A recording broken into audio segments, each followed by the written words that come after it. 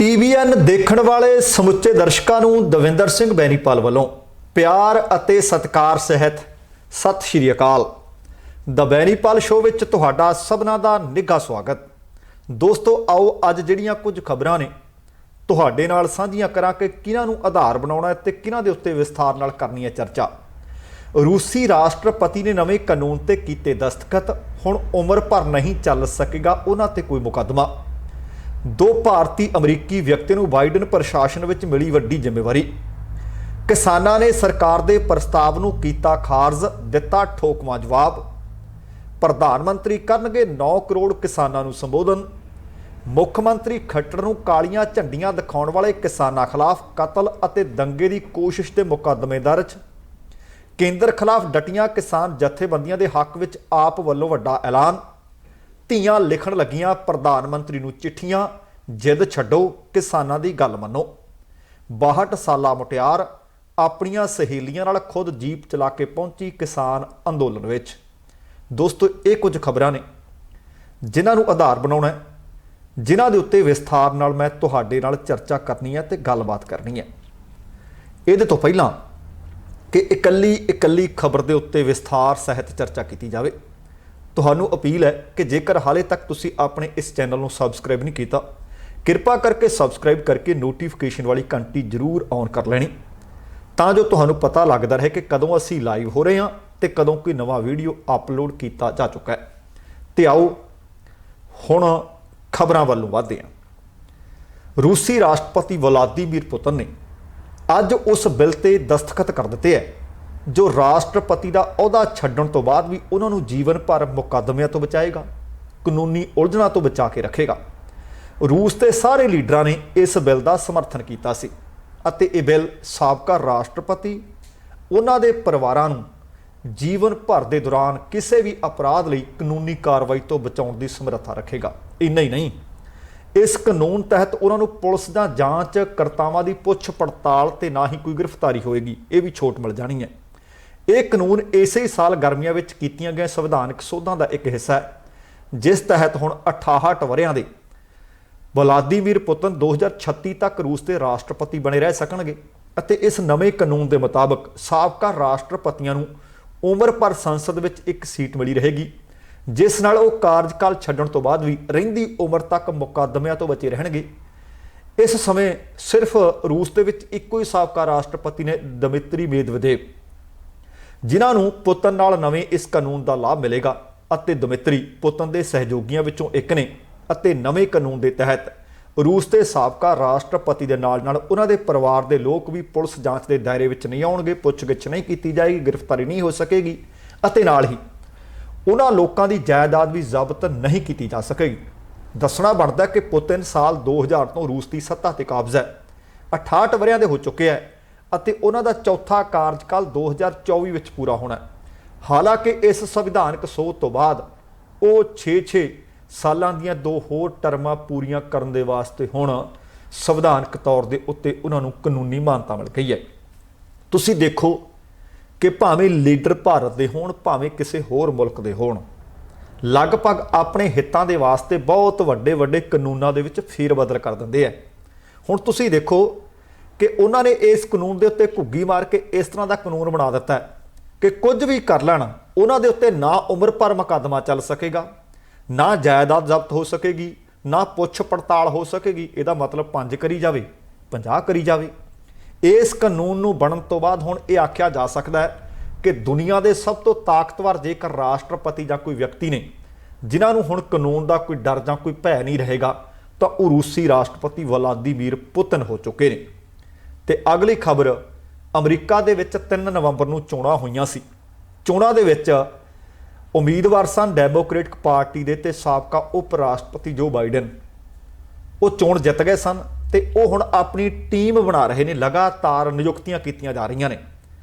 ਜੋ ਬਾਈਡਨ ਜਿਹੜੇ ਚੁਣੇ ਗਏ ਰਾਸ਼ਟਰਪਤੀ ਨੇ, ਉਹਨਾਂ ਨੇ ਆਪਣੇ ਲੰਬੇ ਸਮੇਂ ਤੋਂ ਸਹਿਯੋਗੀ ਭਾਰਤੀ ਅਮਰੀਕੀ ਵਿਨੇ ਰੈਡੀ ਨੂੰ ਆਪਣਾ ਭਾਸ਼ਣ ਲਿਖਣ ਵਾਸਤੇ ਨਾਮਜ਼ਦ ਕਰ ਲਿਆ ਕਿ ਬਹੁਤ ਵੱਡੀ ਜ਼ਿੰਮੇਵਾਰੀ ਹੈ। ਰਾਸ਼ਟਰਪਤੀ ਨੇ ਜਿੱਥੇ ਵੀ ਭਾਸ਼ਣ ਦਿਆ ਕਰਨਾ ਹੈ, ਉਹਨੂੰ ਭਾਸ਼ਣ ਲਿਖ ਕੇ ਭਾਰਤੀ ਮੂਲ ਦੇ ਅਮਰੀਕੀ ਵਿਨੇ ਰੈਡੀ ਦਿਆ ਕਰਨਗੇ। ਇਸ ਦੇ ਨਾਲ ਹੀ ਗੌਤਮ ਰਾਘਵਨ ਨੂੰ ਰਾਸ਼ਟਰਪਤੀ ਦਫ਼ਤਰ ਦੇ ਉਪ ਡਾਇਰੈਕਟਰ ਦੇ ਤੌਰ ਤੇ ਨਿਯੁਕਤ ਕਰ ਦਿੱਤਾ ਗਿਆ।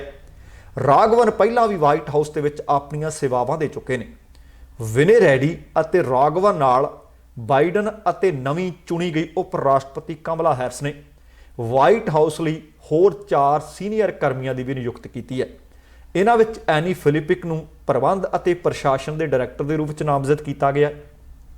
ਰਿਆਨ ਮੋਂਟੋਇਆ ਨੂੰ ਅਨੁਸੂਚਿਤ ਅਤੇ ਅਗਾਊਂ ਨਿਰਦੇਸ਼ਕ ਦੇ ਰੂਪ ਵਿੱਚ ਨਾਮਜ਼ਦ ਕੀਤਾ ਗਿਆ। ਬਰੂਸ ਨੂੰ ਸਟਾਫ ਦੇ ਉਪ ਮੁਖੀ ਦੇ ਰੂਪ ਵਿੱਚ ਨਾਮਜ਼ਦ ਕੀਤਾ ਗਿਆ ਅਤੇ ਐਲਿਜ਼ਾਬੈਥ ਵਿਲੰਕਸ ਨੂੰ ਸਟਾਫ ਦੇ ਮੁਖੀ ਦੇ ਰੂਪ ਵਿੱਚ ਨਾਮਜ਼ਦ ਕੀਤਾ ਗਿਆ। ਬਾਈਡਨ ਨੇ ਇੱਕ ਬਿਆਨ ਵਿੱਚ ਕਿਹਾ ਕਿ ਇਹ ਅਨੁਭਵੀ ਵਿਅਕਤੀ ਉਹਨਾਂ ਨੀਤੀਆਂ ਨੂੰ ਪੂਰਾ ਕਰਨ ਲਈ ਜੁੜੇ ਰਹਿਣਗੇ ਜੋ ਅਮਰੀਕਾ ਨੂੰ ਇੱਕ ਅਜਿਹੇ ਨਿਰਮਾਣ ਦੇ ਰਸਤੇ ਤੇ ਲੈ ਜਾਣਗੇ ਜਿੱਥੇ ਅਸੀਂ ਪਹਿਲਾਂ ਕਦੇ ਪੁੱਜ ਨਹੀਂ ਸੀ ਸਕੇ। ਰੈਡੀ ਬਾਈਡਨ ਹੈਰਿਸ ਚੋਣ ਪ੍ਰਚਾਰ ਦੇ ਵੀ ਸੀਨੀਅਰ ਸਲਾਹਕਾਰ ਅਤੇ ਭਾਸ਼ਣ ਲੇਖਕ ਰਹੇ ਨੇ। ਰਾਘਵਾਨ ਭਾਰਤੀ ਅਮਰੀਕੀ ਸੰਸਦ ਮੈਂਬਰ ਪ੍ਰੋਮਿਲਾ ਜੈਪਾਲ ਦੇ ਚੀਫ ਆਫ ਸਟਾਫ ਦੇ ਰੂਪ ਵਿੱਚ ਵੀ ਸੇਵਾਵਾਂ ਦੇ ਚੁੱਕੇ ਨੇ। ਇਹਦੇ ਤੋਂ ਪਹਿਲਾਂ ਵੀ ਬੀਤੇ ਦਿਨਾਂ ਦੇ ਵਿੱਚ ਤੁਹਾਡੇ ਨਾਲ ਖਬਰਾਂ ਸਾਂਝੀਆਂ ਕੀਤੀਆਂ ਸੀ ਕਿ ਕਈ ਹੋਰ ਭਾਰਤੀ ਅਮਰੀਕੀ ਵੀ ਨੇ ਜਿਨ੍ਹਾਂ ਨੂੰ ਨਵੇਂ ਚੁਣੇ ਗਏ ਰਾਸ਼ਟਰਪਤੀ ਜੋ ਬਾਈਡਨ ਨਾਮਜ਼ਦ ਕਰ ਚੁੱਕੇ ਨੇ। ਇਹ ਆਪਣੇ ਆਪ ਦੇ ਵਿੱਚ ਭਾਰਤੀਆਂ ਦੀਆਂ ਭਾਰਤ ਤੋਂ ਬਾਹਰ ਵੱਡੀਆਂ ਪ੍ਰਾਪਤੀਆਂ ਦੇ ਰੂਪ ਵਿੱਚ ਦੇਖੀਆਂ ਜਾ ਰਹੀਆਂ ਨੇ। ਤੇ ਹੁਣ ਅਗਲੀ ਖਬਰ ਵੱਲ ਰੁਖ ਕਰਦੇ ਹਾਂ ਕਿ ਬੀਤੇ ਦਿਨੀ ਕੇਂਦਰੀ ਮੰਤਰੀ ਜਿਹੜੇ ਖੇਤੀਬਾੜੀ ਮੰਤਰੀ ਹਨ ਨਰਿੰਦਰ ਤੋਮਰ, ਉਹਨਾਂ ਨੇ ਇੱਕ ਚਿੱਠੀ ਲਿਖੀ ਸੀ ਕਿ ਕਿਸਾਨਾਂ ਨੂੰ ਆਖਿਆ ਸੀ ਕਿ ਤੁਸੀਂ ਸਾਨੂੰ ਦੱਸਣਾ ਕਿ ਕਿਹੜੀ ਤਰੀਕ ਨੂੰ ਸਾਡੇ ਨਾਲ ਆ ਕੇ ਗੱਲਬਾਤ ਕਰ ਸਕਦੇ ਹੋ। ਪਰ ਕਿਸਾਨ ਇਹਨਾਂ ਤਿੰਨੇ ਕੇਂਦਰੀ ਖੇਤੀ ਕਾਨੂੰਨਾਂ ਦਾ ਵਿਰੋਧ ਕਰਨ ਦੇ ਵਾਸਤੇ ਸਿੰਘੂ ਬਾਰਡਰ ਤੇ ਟਿੱਕਰੀ ਤੇ ਚਿੱਲਾ ਬਾਰਡਰ ਤੇ ਭਾਵ ਦਿੱਲੀ ਦੀ ਸਰਹੱਦ ਦੇ ਉੱਤੇ ਬੈਠੇ ਇਸ ਵਕਤ ਧਰਨਾ ਪ੍ਰਦਰਸ਼ਨ ਕਰ ਰਹੇ ਨੇ। ਤੇ ਅੱਜ ਬੁੱਧਵਾਰ ਵਾਲੇ ਦਿਨ ਇਹ ਧਰਨਾ ਪ੍ਰਦਰਸ਼ਨ 28ਵੇਂ ਦਿਨ ਵਿੱਚ ਸ਼ਾਮਲ ਹੋ ਗਿਆ। 4 ਹਫ਼ਤੇ ਹੋ ਗਏ ਆ। ਕਿਸਾਨ ਜਥੇਬੰਦੀਆਂ ਨੇ ਸਰਕਾਰ ਦੇ ਪ੍ਰਸਤਾਵ ਨੂੰ ਖਾਰਜ ਕਰ ਦਿੱਤਾ ਹੈ ਅਤੇ ਕਿਹਾ ਕਿ ਕਿਸਾਨ ਅੰਦੋਲਨ ਨੂੰ ਹਲਕੇ ਵਿੱਚ ਨਾ ਲਿਆ ਜਾਵੇ। ਇੱਥੇ ਇੱਕ ਪ੍ਰਦਰਸ਼ਨਕਾਰੀ ਨੇ ਵੀ ਦੱਸਿਆ ਕਿ ਜਿਹੜੀ ਚਿੱਠੀ ਕੇਂਦਰ ਸਰਕਾਰ ਨੇ ਭੇਜੀ ਹੈ ਉਹਦਾ ਜਵਾਬ ਹੁਣ ਕੱਲ੍ਹ ਲਿਖਤੀ ਰੂਪ ਵਿੱਚ ਦਿੱਤਾ ਜਾਏਗਾ। ਕਹਿੰਦੇ ਅਸੀਂ 24 ਘੰਟੇ ਗੱਲਬਾਤ ਕਰਨ ਵਾਸਤੇ ਤਿਆਰ ਹਾਂ। ਸ਼ਾਇਦ ਤੁਹਾਨੂੰ ਯਾਦ ਹੋਵੇ ਭਾਰਤ ਦੇ ਪ੍ਰਧਾਨ ਮੰਤਰੀ ਮੋਦੀ ਸਾਹਿਬ ਨੇ ਵੀ ਆਹੀ ਗੱਲ ਆਖੀ ਸੀ ਕਿ ਅਸੀਂ ਸਿਰ ਝੁਕਾ ਕੇ 24 ਘੰਟੇ ਕਿਸਾਨਾਂ ਨਾਲ ਗੱਲਬਾਤ ਕਰਨ ਵਾਸਤੇ ਤਿਆਰ ਹਾਂ। ਪਰ ਉਹ 24 ਘੰਟਿਆਂ ਦੇ ਵਿੱਚੋਂ ਘੰਟਾ ਕੋਈ ਮਿੰਟ ਹਾਲੇ ਤੱਕ ਆਇਆ ਨਹੀਂ।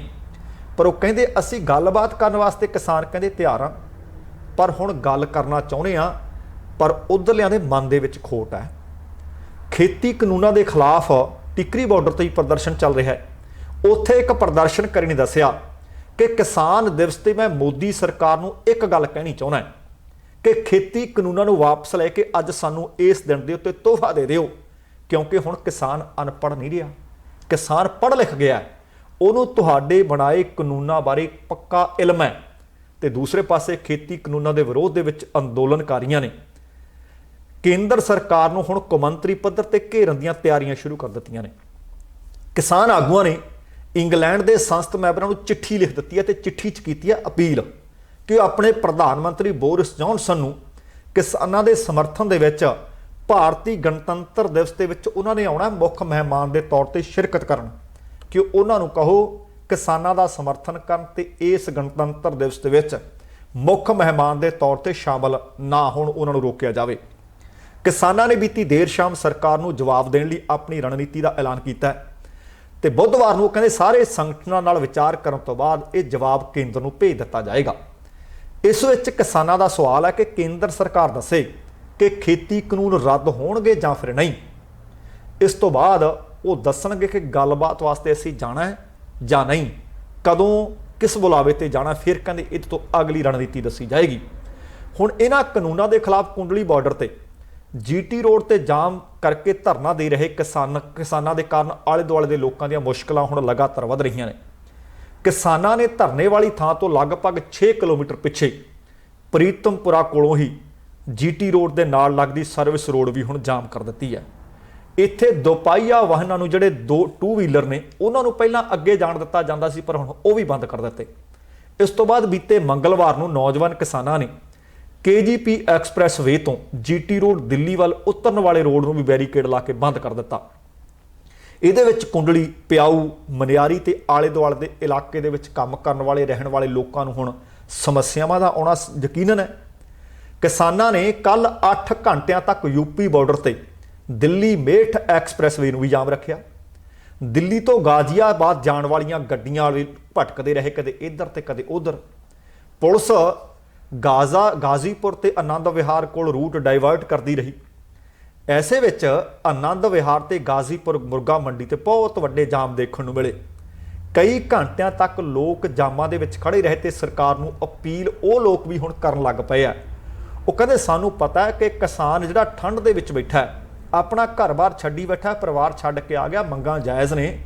ਹੁਣ ਦਿੱਲੀ ਦੇ ਉਹ ਲੋਕ ਰਹਿਣ ਵਾਲੇ ਜਿਹੜੇ ਰੋਜ਼ਾਨਾ ਜਾਣ ਆਉਣ ਵਾਲੇ ਤੰਗੀ ਦਾ ਸਾਹਮਣਾ ਕਰ ਰਹੇ ਨੇ, ਉਹ ਵੀ ਹੁਣ ਸਰਕਾਰ ਨੂੰ ਅਪੀਲ ਕਰ ਰਹੇ ਆ ਕਿ ਕੁਝ ਵੀ ਹੋਵੇ, ਕੁਝ ਵੀ ਕਰੋ, ਸੜਕ ਖਾਲੀ ਕਰਵਾਓ ਤੇ ਧਰਨਾ ਚੁਕਾਉਣ ਵਾਸਤੇ ਜਿਹੜਾ ਕੁਝ ਵੀ ਕਰਨਾ ਪੈਂਦਾ ਉਹ ਕੁਝ ਕੀਤਾ ਜਾਵੇ।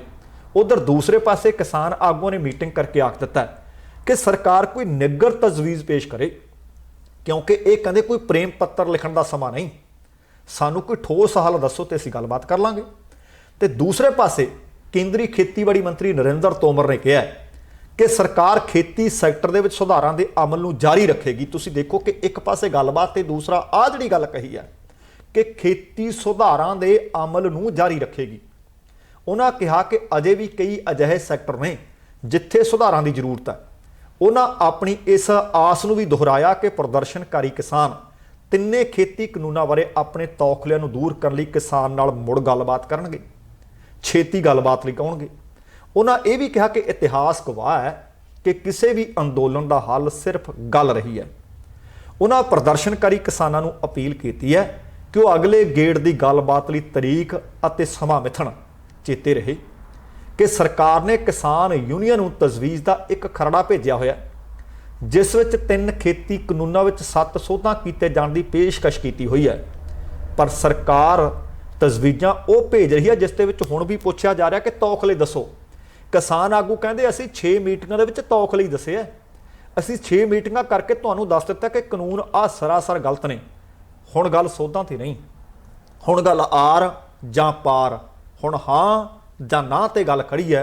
ਪਰ ਹੈਰਾਨੀ ਦੀ ਹੱਦ ਹੈ, ਇੰਨੇ ਦਿਨ ਬੀਤ ਜਾਣ ਤੋਂ ਬਾਅਦ ਅੱਜ 4 ਹਫ਼ਤੇ ਦਿੱਲੀ ਬੈਠਿਆਂ ਨੂੰ ਹੋ ਗਏ ਨੇ, ਮੀਟਿੰਗਾਂ ਕਈ ਹੋ ਚੁੱਕੀਆਂ ਨੇ, ਹਾਲੇ ਵੀ ਸਰਕਾਰ ਜਾਂ ਮੰਤਰਾਲੇ ਦੇ ਸੰਬੰਧਿਤ ਮੰਤਰੀ ਆਖ ਰਹੇ ਨੇ ਕਿ ਸਾਨੂੰ ਤੌਖਲੇ ਦੱਸੇ ਜਾਣ, ਚਿੰਤਾਵਾਂ ਦੱਸੀਆਂ ਜਾਣ।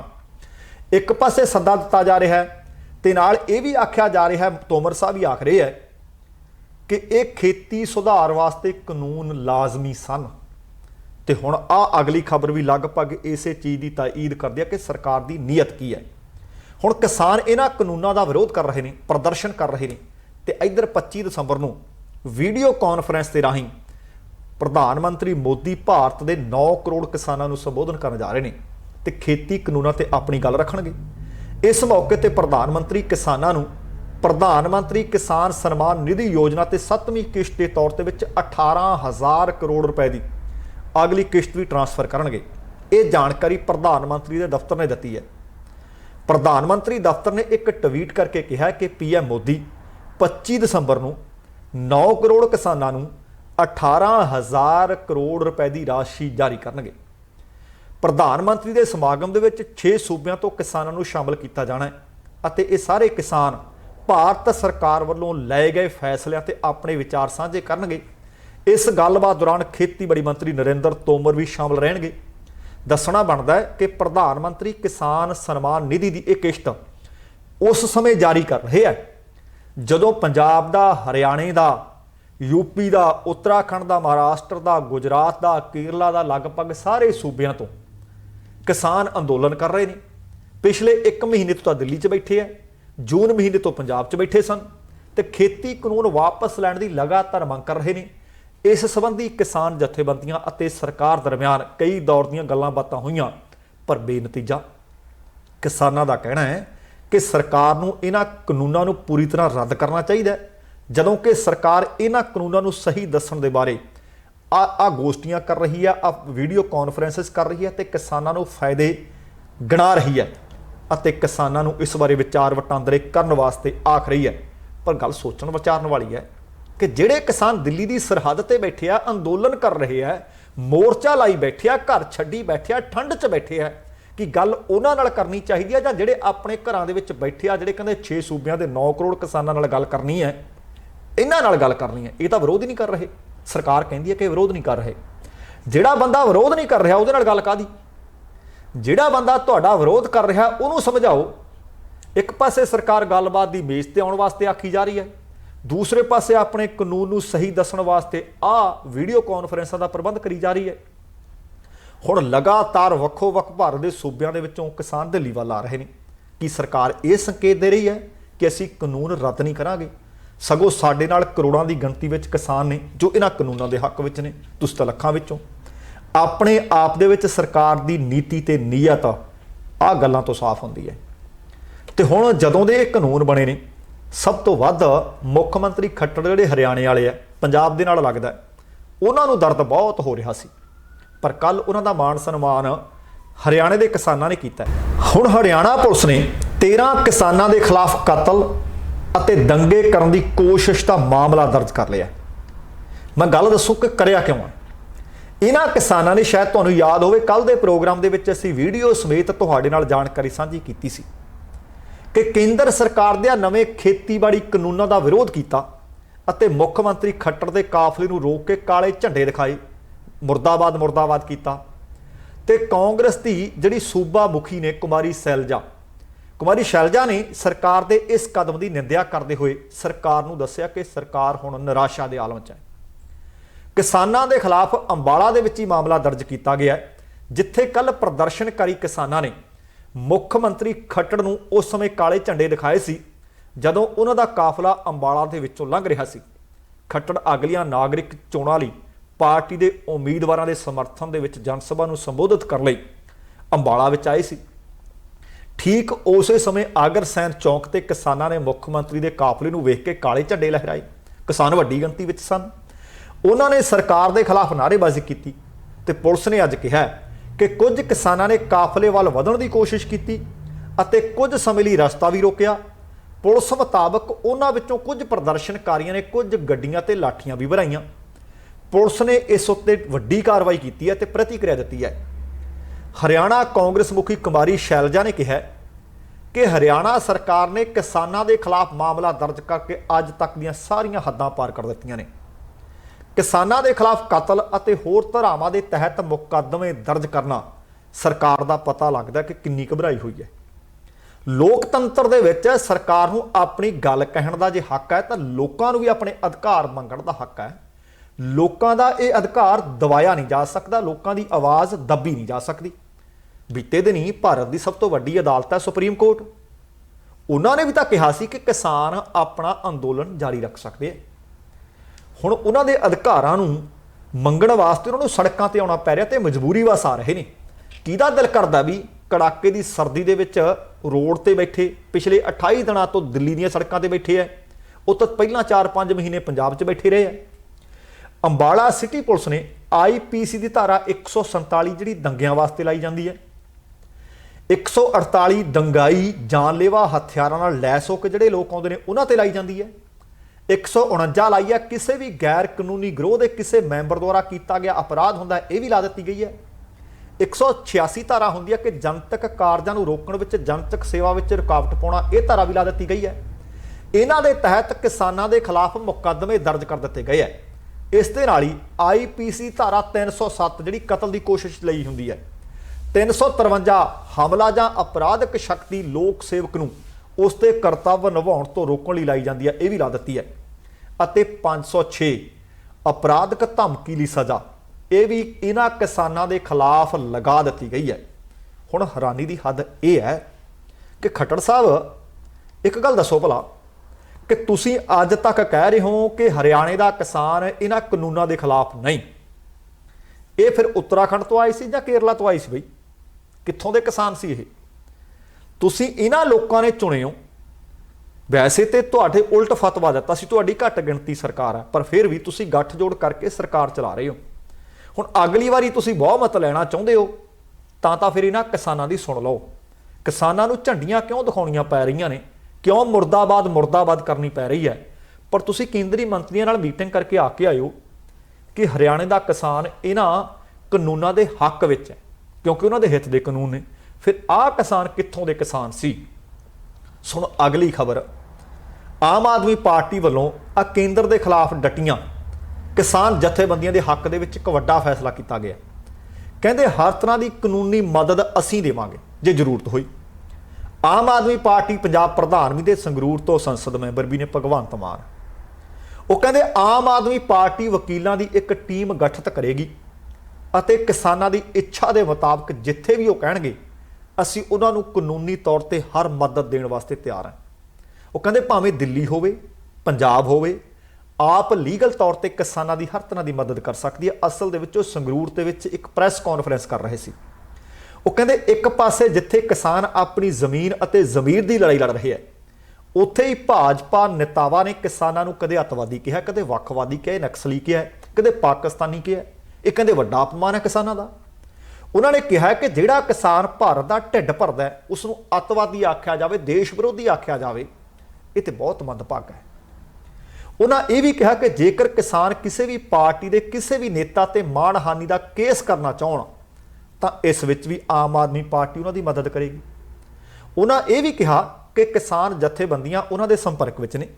ਜੇਕਰ ਕਿਸਾਨਾਂ ਨੂੰ ਕਿਸੇ ਤਰ੍ਹਾਂ ਦੀ ਕੋਈ ਕਾਨੂੰਨੀ ਮਦਦ ਦੀ ਜ਼ਰੂਰਤ ਹੋਵੇ ਤਾਂ ਆਮ ਆਦਮੀ ਪਾਰਟੀ ਗੈਰ ਰਾਜਨੀਤਿਕ ਤੌਰ ਤੇ ਉਹਨਾਂ ਦਾ ਸਾਥ ਦੇਣ ਵਾਸਤੇ ਤਿਆਰ ਹੈ। ਉਹਨਾਂ ਇਹ ਵੀ ਕਿਹਾ ਕਿ ਇੱਕ ਪਾਸੇ ਜਿੱਥੇ ਰੋਜ਼ਾਨਾ ਕਿਸਾਨਾਂ ਦੀਆਂ ਲਗਾਤਾਰ ਮੌਤਾਂ ਦੀਆਂ ਮੰਦਭਾਗੀਆਂ ਖਬਰਾਂ ਆ ਰਹੀਆਂ ਨੇ, ਉੱਥੇ ਹਾਲੇ ਤੱਕ ਕੇਂਦਰ ਸਰਕਾਰ ਟਸ ਤੋਂ ਮਸ ਨਹੀਂ ਹੋ ਰਹੀ।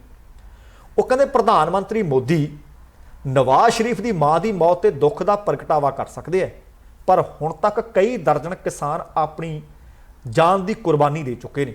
ਇੱਕ ਵੀ ਅਲਫਾਜ਼ ਹਾਲੇ ਤੱਕ ਅਫਸੋਸ ਦਾ ਨਾ ਪ੍ਰਧਾਨ ਮੰਤਰੀ ਵੱਲੋਂ ਨਾ ਕੇਂਦਰੀ ਖੇਤੀਬਾੜੀ ਮੰਤਰੀ ਵੱਲੋਂ, ਜਿਨ੍ਹਾਂ ਕੋਲ ਇਹ ਮੰਤਰਾਲਾ ਬੋਲਿਆ ਨਾ ਗਿਆ ਹੋਵੇ, ਤੇ ਆਪਣੇ ਆਪ ਦੇ ਵਿੱਚ ਬੜਾ ਮੰਦਭਾਗਾ ਹੈ।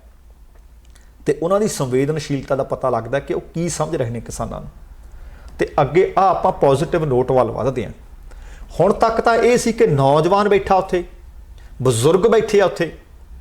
ਬੀਤੇ ਦਿਨੀ ਤੁਹਾਨੂੰ ਦੱਸਿਆ ਸੀ ਕਿ ਇੰਗਲੈਂਡ ਦੇ ਵਿੱਚੋਂ ਇੱਕ ਚਿੱਠੀ ਲਿਖ ਗਈ ਤੇ ਚਿੱਠੀ ਲਿਖੀ ਗਈ ਸੀ ਪ੍ਰਧਾਨ ਮੰਤਰੀ ਨਰਿੰਦਰ ਮੋਦੀ ਦੀ ਮਾਂ ਦੇ ਨਾਂ ਕਿ ਤੁਸੀਂ ਸਮਝਾਵੋ, ਤੁਹਾਡਾ ਪੁੱਤ ਸ਼ਾਇਦ ਤੁਹਾਡੀ ਗੱਲ ਮੰਨ ਲੈ। ਬੀਤੇ ਦਿਨਾਂ ਦੇ ਵਿੱਚ ਤੁਹਾਡੇ ਨਾਲ ਜਾਣਕਾਰੀਆਂ ਸਾਂਝੀਆਂ ਕੀਤੀਆਂ ਸੀ ਕਿ ਕਈ ਨੌਜਵਾਨ ਨੇ ਜਿਹੜੇ ਖੂਨ ਦੀਆਂ ਚਿੱਠੀਆਂ ਲਿਖ ਰਹੇ ਨੇ ਪ੍ਰਧਾਨ ਮੰਤਰੀ ਨੂੰ। ਤੇ ਹੁਣ ਆਪ ਧੀਆਂ ਆ ਗਈਆਂ ਨੇ ਮੈਦਾਨ 'ਚ। ਕਿਸਾਨ ਅੰਦੋਲਨ ਨੂੰ ਸ਼ੁਰੂ ਹੋਏ ਨੂੰ 28 ਦਿਨ ਹੋ ਗਏ ਨੇ ਅੱਜ। ਇੱਕ ਪਾਸੇ ਵੱਡੀ ਗਿਣਤੀ ਦੇ ਵਿੱਚ ਕਿਸਾਨ ਸਰਹੱਦਾਂ ਤੇ ਡਟੇ ਹੋਏ ਨੇ, ਪ੍ਰਦਰਸ਼ਨ ਕਰ ਰਹੇ ਨੇ। ਰੋਜ਼ਾਨਾ ਉਹਨਾਂ ਦੀ ਹਮਾਇਤ ਦੇ ਵਿੱਚ ਪਿੰਡਾਂ ਦੇ ਵਿੱਚੋਂ, ਸ਼ਹਿਰਾਂ ਦੇ ਵਿੱਚੋਂ ਲੋਕ ਵੱਧ ਚੜ ਕੇ ਹਿੱਸਾ ਲੈ ਰਹੇ ਨੇ। ਉੱਥੇ ਹੀ ਪਿੱਛੇ ਖੇਤਾਂ ਦੀ ਸੇਬ ਸੰਭਾਲ ਉਹਨਾਂ ਦੀਆਂ ਘਰ ਵਾਲੀਆਂ ਕਰ ਰਹੀਆਂ ਨੇ, ਉਹਨਾਂ ਦੇ ਬੱਚੇ ਕਰਨ। ਤੇ ਬਠਿੰਡਾ ਦੇ ਵਿੱਚੋਂ ਇੱਕ ਦਿਨ ਤੁਹਾਡੇ ਨਾਲ ਖਬਰ ਸਾਂਝੀ ਕੀਤੀ ਸੀ ਕਿ ਇੱਕ ਧੀ ਨੇ ਸਮੁੱਚੇ ਘਰ ਦੀ ਕਮਾਨ ਸੰਭਾਲੀ ਹੋਈ ਹੈ, ਘਰ ਦੇ ਕੰਮ ਵੀ ਕਰ ਰਹੀ ਹੈ ਤੇ ਖੇਤੀਬਾੜੀ ਦੇ ਵੀ ਕਰ ਰਹੀ ਹੈ। ਉੱਪਰੋਂ ਕੜਾਕੇ ਦੀ ਸਰਦੀ ਵੀ ਪੈ ਰਹੀ ਹੈ, ਖੁੱਲ੍ਹਾ ਆਸਮਾਨ ਵੀ ਹੈ। ਉਹਨਾਂ ਦਾ ਪਰਿਵਾਰ ਤੇ ਹੁਣ ਚਿੰਤਾ ਦੇ ਵਿੱਚ ਹੈ, ਖਾਸ ਕਰਕੇ ਧੀਆਂ ਚਿੰਤਾ ਸਤਾਉਣ ਲੱਗੀ ਹੈ ਧੀਆਂ ਨੂੰ। ਧੀਆਂ ਨੇ ਆਪਣੇ ਇਹਨਾਂ ਕਿਸਾਨਾਂ ਦੇ ਹਿੱਤ ਵਿੱਚ ਪ੍ਰਧਾਨ ਮੰਤਰੀ ਮੋਦੀ ਨੂੰ ਇੱਕ ਚਿੱਠੀ ਲਿਖੀ ਹੈ, ਜਿਸ ਵਿੱਚ ਕਿਹਾ ਹੈ ਕਿ ਪ੍ਰਧਾਨ ਮੰਤਰੀ ਕਿਸਾਨਾਂ ਦੀ ਗੱਲ ਸੁਣਨ ਅਤੇ ਉਹਨਾਂ ਨੂੰ ਉਹਨਾਂ ਦੇ ਹੱਕ ਦੇਣ। ਚਿੱਠੀ ਜਰੀਏ ਕਿਸਾਨਾਂ ਦੀਆਂ ਧੀਆਂ ਨੇ ਕਿਹਾ ਕਿ ਪ੍ਰਧਾਨ ਮੰਤਰੀ ਸਰ, ਤੁਸੀਂ ਹਮੇਸ਼ਾ ਆਪਣੀ ਮਨ ਕੀ ਬਾਤ ਕਰਦੇ ਹੋ, ਹੁਣ ਕਿਸਾਨਾਂ ਦੇ ਮਨ ਦੀ ਗੱਲ ਵੀ ਸੁਣ ਲਓ। ਅੱਜ ਕਿਸਾਨ ਉਹਨਾਂ ਤੋਂ ਕੁਝ ਮੰਗ ਰਹੇ ਹੈ। ਚਿੱਠੀ ਲਿਖਣ ਵਾਲੀਆਂ ਧੀਆਂ ਨੇ ਲਿਖਿਆ ਕਿ ਉਹਨਾਂ ਦੇ ਆਪਣੇ ਕੜਾਕੇ ਦੀ ਠੰਡ ਵਿੱਚ ਖੁੱਲ੍ਹੇ ਅਸਮਾਨ ਦੇ ਹੇਠ ਅੰਦੋਲਨ ਕਰ ਰਹੇ ਹੈ, ਪਰ ਸਰਕਾਰ ਉਹਨਾਂ ਦੀ ਗੱਲ ਹੀ ਨਹੀਂ ਸੁਣ ਰਹੀ। ਇਸ ਅੰਦੋਲਨ ਕਾਰਨ ਕਈ ਪਰਿਵਾਰਾਂ ਤੋਂ ਉਹਨਾਂ ਦੇ ਆਪਣੇ ਸਦਾ ਵਾਸਤੇ ਵਿਛੜ ਗਏ ਹੈ, ਉਹਨਾਂ ਦੇ ਬੱਚੇ ਅਨਾਥ ਹੋ ਗਏ ਹੈ, ਉਹਨਾਂ ਦੇ ਬੁੱਢੇ ਮਾਪੇ ਜਿਨ੍ਹਾਂ ਦੀ ਉਹ ਡੰਗੋਰੀ ਬਣਨੇ ਸਨ, ਉਹਨਾਂ ਦੀ ਉਹ ਲਾਠੀ ਟੁੱਟ ਗਈ ਹੈ। ਧੀਆਂ ਤੋਂ ਉਹਨਾਂ ਦੇ ਪਿਤਾ ਦੂਰ ਚਲੇ ਗਏ ਨੇ, ਪਰ ਕਦੇ ਤੁਹਾਡਾ ਦਿਲ ਹੀ ਨਹੀਂ ਪਸੀਜਿਆ। ਚਿੱਠੀ ਵਿੱਚ ਲਿਖਿਆ ਕਿ ਪ੍ਰਧਾਨ ਮੰਤਰੀ ਜੀ, ਤੁਸੀਂ ਸ਼ਾਇਦ ਕਿਸਾਨਾਂ ਦੀ ਤਕਲੀਫ ਹੀ ਨਹੀਂ ਮਹਿਸੂਸ ਕਰ ਪਾ ਰਹੇ। ਕਿਸਾਨ ਹੱਡ ਚੀਰਵੀਂ ਠੰਡ 'ਚ, ਗਰਮੀ 'ਚ, ਲੂ 'ਚ ਫਸਲਾਂ ਦੀ ਦੇਖ ਰੇਖ ਕਰਦੇ ਆ, ਫਿਰ ਕਿਤੇ ਤੁਹਾਡੇ ਮੇਜ਼ ਤੇ ਰੋਟੀ ਆਉਂਦੀ ਹੈ। ਅੱਜ ਤੁਸੀਂ ਕਾਲੇ ਕਾਨੂੰਨ ਬਣਾ ਕੇ ਕਿਸਾਨਾਂ ਨੂੰ ਕਿਉਂ ਸਤਾ ਰਹੇ ਹੋ? ਕਿਸਾਨਾਂ ਨੂੰ ਉਹਨਾਂ ਦੇ ਹੱਕ ਦੇ ਦਿਓ। ਜੇਕਰ ਤੁਸੀਂ ਇੰਝ ਹੀ ਜਿੱਦ ਤੇ ਅੜੇ ਰਹੇ ਤਾਂ ਕਿਤੇ ਇਹ ਨਾ ਹੋਵੇ ਕਿ ਆਹ ਕਿਤਾਬਾਂ ਵਾਲੇ ਹੱਥ ਬਾਰਡਰ ਤੇ ਆ ਕੇ ਹੱਕ ਮੰਗਣ ਲੱਗਣ, ਫਿਰ ਤੁਹਾਡੇ ਲਈ ਮੁਸ਼ਕਲ ਦੀ ਘੜੀ ਹੋ ਜਾਏਗੀ। ਇੱਕ ਧੀ ਨੂੰ ਉਸ ਦਾ ਹੱਕ ਤੁਹਾਨੂੰ ਆਖਰਕਾਰ ਦੇਣਾ ਹੀ ਪਵੇਗਾ। ਇਹ ਚਿੱਠੀਆਂ ਲਿਖੀਆਂ ਨੇ ਹਰਿਆਣੇ ਦੀਆਂ ਧੀਆਂ ਨੇ। ਤੁਸੀਂ ਦੇਖੋ ਕਿ ਧੀਆਂ ਕਿੰਨੀ ਫਿਕਰਮੰਦੀ ਵਿੱਚ ਨੇ, ਤੇ ਨਾਲ ਉਹਨਾਂ ਨੇ ਇਹ ਵੀ ਕਿਹਾ ਕਿ ਤੁਸੀਂ ਫਿਕਰ ਕਿਉਂ ਨਹੀਂ ਕਰਦੇ? ਤੁਹਾਡੀ ਮੇਜ਼ ਤੇ ਜਿਹੜਾ ਖਾਣਾ ਆਉਂਦਾ ਹੈ ਇਹ ਇਹਨਾਂ ਕਿਸਾਨਾਂ ਦੇ ਖੇਤਾਂ ਵਿੱਚ ਉੱਗਿਆ ਅੰਨ ਹੈ, ਅਨਾਜ ਹੈ। ਸੋ ਅਗਲੀ ਵੀ ਬੜੀ ਪੋਜ਼ਿਟਿਵ ਖਬਰ ਹੈ। ਬੀਤੇ ਦਿਨਾਂ ਦੇ ਵਿੱਚ ਖਬਰਾਂ ਸੀ ਕਿ ਕੋਈ ਬਜ਼ੁਰਗ ਪੈਦਲ ਤੁਰ ਕੇ ਚਲਾ ਗਿਆ, ਕਿਸੇ ਨੇ ਆਪਣਾ ਰੇੜਾ ਹੱਕਿਆ ਪਿੰਡ ਮਲਕਿਆਂ ਤੋਂ ਮੋਗੇ ਦੇ ਜ਼ਿਲ੍ਹੇ ਦੇ ਵਿੱਚੋਂ, ਤੁਸੀਂ ਦੇਖੋ ਰੇੜੇ ਤੇ ਹੀ ਚਲਿਆ ਗਿਆ, ਕੋਈ ਬੰਦਾ ਸਾਈਕਲ ਚਲਾ ਕੇ ਚਲਾ ਗਿਆ। ਆ ਇੱਕ ਹੋਰ ਖਬਰ ਬੜੀ ਵਧੀਆ ਆਈ ਸੀ, 450 ਕਿਲੋਮੀਟਰ ਦੋਵੇਂ ਪੈਰ ਨਹੀਂ ਬੰਦੇ ਦੇ, ਟਰਾਈਸਾਈਕਲ ਚਲਾ ਕੇ ਗਿਆ, 10 ਦਿਨਾਂ ਦੇ ਵਿੱਚ ਦਿੱਲੀ ਪਹੁੰਚਿਆ। ਤੁਸੀਂ ਦੇਖੋ ਕਿ ਸਾਡੀਆਂ ਜਾਗਦੀਆਂ ਜ਼ਮੀਰਾਂ ਨੇ ਤੇ ਇਸ ਅੰਦੋਲਨ ਦਾ ਆਪਣੇ ਆਪ ਦੇ ਵਿੱਚ ਬੁਲੰਦੀ ਵੱਲ ਪਹੁੰਚਣ ਦੇ ਸੰਕੇਤ ਨੇ। ਤੇ ਹੁਣ ਖਬਰ ਮਿਲ ਰਹੀ ਹੈ ਕਿ 62 ਵਰਿਆਂ ਦੀ ਮੁਟਿਆਰ ਮਨਜੀਤ ਕੌਰ ਸਿੰਘੂ ਸਰਹੱਦ ਤੇ ਕਿਸਾਨ ਵਿਰੋਧ ਦੇ ਵਿੱਚ, ਜਿਹੜਾ ਕਿਸਾਨ ਵਿਰੋਧ ਕਰ ਰਹੇ ਨੇ ਇਸ ਵੱਲ ਇਹ ਕਾਨੂੰਨਾਂ ਦਾ, ਇਹਦੇ ਵਿੱਚ ਸ਼ਾਮਲ ਹੋਣ ਦੇ ਵਾਸਤੇ 250 ਕਿਲੋਮੀਟਰ ਖੁਦ ਜੀਪ ਚਲਾ ਕੇ ਗਈ ਹੈ। ਇੱਕ ਰਿਪੋਰਟ ਦੇ ਮੁਤਾਬਕ ਮਨਜੀਤ ਕੌਰ ਅਤੇ ਉਸ ਦੀਆਂ 5 ਸਹੇਲੀਆਂ ਪ੍ਰਦਰਸ਼ਨ ਦੇ ਵਿੱਚ ਸ਼ਾਮਲ ਹੋਣ ਲਈ ਪਟਿਆਲੇ ਤੋਂ ਦਿੱਲੀ ਪਹੁੰਚੀਆਂ ਨੇ। ਪ੍ਰਦਰਸ਼ਨਾਂ ਬਾਰੇ ਤਾਜ਼ਾ ਰਿਪੋਰਟਾਂ ਟਵੀਟ ਹੋਈਆਂ ਨੇ। ਕਿਸਾਨ ਏਕਤਾ ਮੋਰਚਾ ਨੇ ਇਹਨਾਂ ਬੀਬੀਆਂ ਦੀ ਤਸਵੀਰ ਵੀ ਖੁਦ ਸਾਂਝੀ ਕੀਤੀ ਹੈ ਤੇ ਬਾਲੀਵੁੱਡ ਦੀ ਤਾਪਸੀ ਪੰਨੂ ਨੇ ਵੀ ਬਾਅਦ ਦੇ ਵਿੱਚ ਇਹਨਾਂ ਦੇ ਬਾਰੇ ਟਵੀਟ ਕੀਤਾ ਹੈ ਤੇ ਲਿਖਿਆ ਹੈ, ਚੱਕ ਦੇ ਫੱਟੇ। ਹੁਣ ਫੱਟੇ ਚੱਕੇ ਪਏ ਹੈ, ਪਰ ਦੂਸਰੇ ਪਾਸੇ ਹਾਲੇ ਸਰਕਾਰ ਨੂੰ ਇਹ ਚੱਕੇ ਹੋਏ ਫੱਟੇ ਨਜ਼ਰ ਨਹੀਂ ਆ ਰਹੇ। ਸੋ ਉਮੀਦ ਕਰਦੇ ਹਾਂ ਕਿ ਜਲਦ ਇਸ ਦਾ ਹੱਲ ਨਿਕਲੇ। ਸਾਰੇ ਕਿਸਾਨ ਨੌਜਵਾਨ ਜਿੰਨੇ ਵੀ ਇਸ ਵਕਤ ਉੱਥੇ ਅੰਦੋਲਨ ਕਰ ਰਹੇ ਨੇ, ਸੁੱਖ ਸਾਂਦ ਨਾਲ ਰਾਜੀ ਖੁਸ਼ੀ ਆਪੋ ਆਪਣੇ ਘਰਾਂ ਨੂੰ ਪਰਤਣ। ਸੋ ਦੋਸਤੋ, ਇਹ ਸੀ ਅੱਜ ਦਾ ਪ੍ਰੋਗਰਾਮ। ਉਮੀਦ ਹੈ ਤੁਹਾਨੂੰ ਚੰਗਾ ਲੱਗਿਆ ਹੋਵੇਗਾ। ਜੇ ਚੰਗਾ ਲੱਗਿਆ ਲਾਈਕ ਵਾਲਾ ਬਟਨ ਦਬਾਉਣਾ ਨਾ ਭੁੱਲਿਓ, ਤਾਂ ਕਿ ਮੈਨੂੰ ਪਤਾ ਲੱਗੇ ਕਿ ਤੁਸੀਂ ਸੱਚਮੁੱਚ ਸਾਡੀ ਪੇਸ਼ਕਸ਼ ਚੰਗੀ ਪਸੰਦ ਕਰ ਰਹੇ ਹੋ। ਤੇ ਨਾਲ ਕਮੈਂਟ ਕਰਕੇ ਵੀ ਆਪਣੇ ਵਿਚਾਰ ਸਾਡੇ ਨਾਲ ਸਾਂਝੇ ਕਰਿਆ ਕਰੋ। ਤੇ ਜੇਕਰ ਹਲੇ ਤੱਕ ਤੁਸੀਂ ਆਪਣੇ ਇਸ ਚੈਨਲ ਨੂੰ ਸਬਸਕ੍ਰਾਈਬ ਨਹੀਂ ਕੀਤਾ, ਕਿਰਪਾ ਕਰਕੇ ਸਬਸਕ੍ਰਾਈਬ ਕਰਕੇ ਨੋਟੀਫਿਕੇਸ਼ਨ ਜ਼ਰੂਰ ਔਨ ਕਰ ਲਿਓ। ਤੁਹਾਡੇ ਧੰਨਵਾਦੀ ਹੋਵਾਂਗੇ। ਤੇ ਹੁਣ ਸਮਾਂ ਲਗਭਗ ਸਮਾਪਤ ਹੈ। ਜਾਣ ਤੋਂ ਪਹਿਲਾਂ ਕਹਾਂਗਾ, ਜ਼ਿੰਦਗੀ ਜਿੰਦਾਦਲੀ ਦਾ ਨਾਮ ਹੈ। ਦਵਿੰਦਰ ਸਿੰਘ ਬੈਨੀਪਾਲ ਨੂੰ ਆਗਿਆ ਦਿਓ। ਸਤਿ ਸ਼੍ਰੀ ਅਕਾਲ। ਤੇਰਾ ਭਰਾ।